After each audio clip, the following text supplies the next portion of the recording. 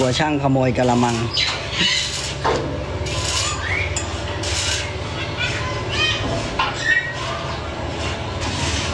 พี่เขาทำอะไรบ้านหนูนะ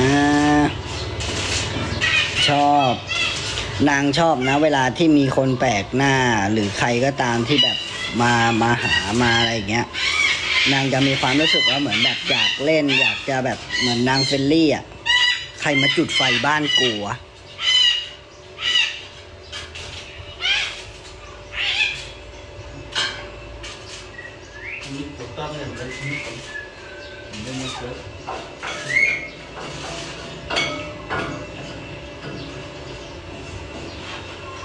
นางตื่นเต้น